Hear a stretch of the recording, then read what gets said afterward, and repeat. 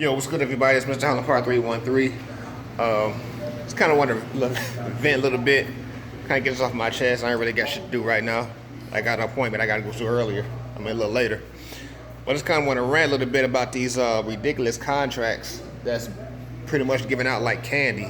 I mean, I'm talking about 100 plus, 200 plus $1 million contracts like it's absolutely nothing to okay players, not like mega superstars, you know. This kind of goes back to last year when you see, like, at one point Mike Conley was the highest paid player in the history in the NBA. This is last year. So yes, Mike Conley was making more than LeBron James. Mike fucking Conley, who played for fucking Memphis, who seems like he's always hurt. He's a good player, don't get me wrong, but goddamn. Oh, he's making like 158 million or something like that. That don't make any sense.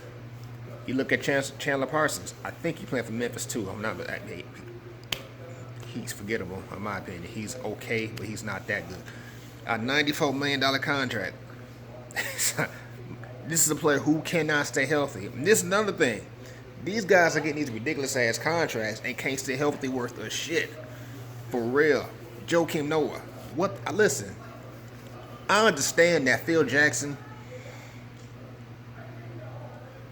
clearly isn't the greatest GM.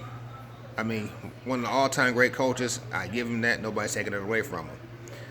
Clearly, being a general manager is really not his strong suit, and that's pretty much obvious. For some odd reason, he thought it'd be a good idea to get Joakim Noah a $72 million contract. Joakim Noah, whose production is on a rapid decline and cannot stay healthy.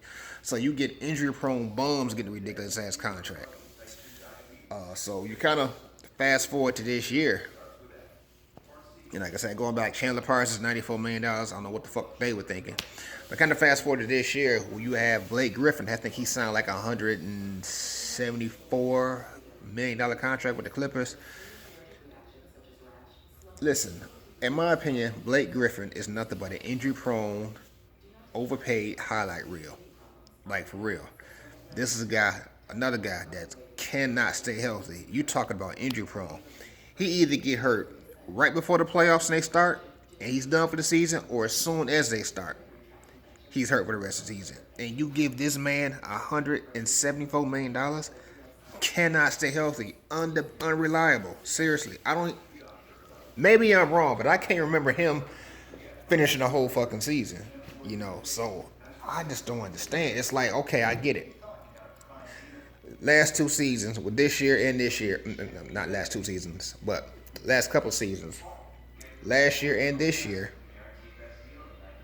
the salary cap has increased, and I get that. So teams will have a lot more money to spend. But my whole thing is this: if I'm a GM of a team, why don't you make some moves? You got some extra cash, you got some extra money to spend. Why not make moves to make your team better? You know what I'm saying? Like, let's make moves that make sense. Actually make money. Don't just throw money out there because you got it to blow. If somebody were to give me $350,000, I'm not gonna take, $320,000 and go out and buy a fucking Rolls Royce. That doesn't make any sense. You know what I'm saying? It doesn't make any. So it's just hard for me to explain, man. Like, how ridiculous these moves are. Like, the more money these teams are getting, the dumber the GMs are getting. They just blowing money on crazy shit.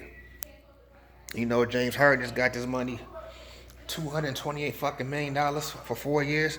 That's $57 million a year. James Harden is good, don't get me wrong, but I don't think he's $228 million good. Like, that makes no fucking sense. That's $57 million a year for a guy who plays no defense whatsoever. I'm talking about shows no interest in it, and he's a turnover machine. And since he's been there, how many times have the Rockets even been to the Western Conference Finals? How many times have they even been to the finals, period? None whatsoever. So I don't understand. It seems like every year, every other year, they throw more money at James Harden. It's like, that's the problem. That's going to get them over the hump, giving him more money.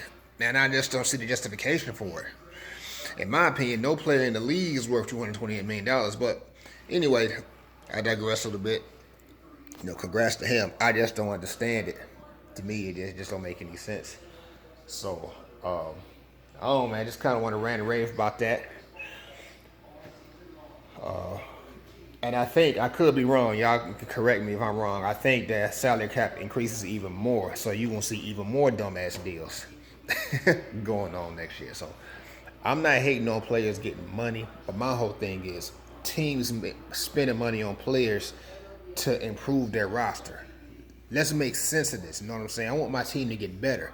I'm not about to throw $150 million contract, 120, whatever the case, $100+ million contract, or anything close to it, to a marginal ass player.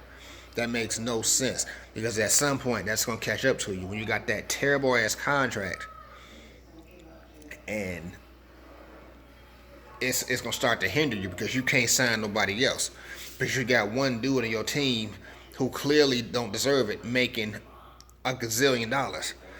It's just fucking stupid, man. I just don't understand. So if hell, I could be a GM if that's the case. You mean I could just go out there and try to play fantasy basketball and spend money just recklessly? Hell, pay me for that. I'll take $3-4 million a year to do that dumb shit. I mean, for real. So I just kind of want to get that off my chest, man. Shit, I gotta get out of here. I might run late. But anyway, shout out to DVE, Detroit versus everybody, as always. Mr. Holland Part 313, and I get at y'all later.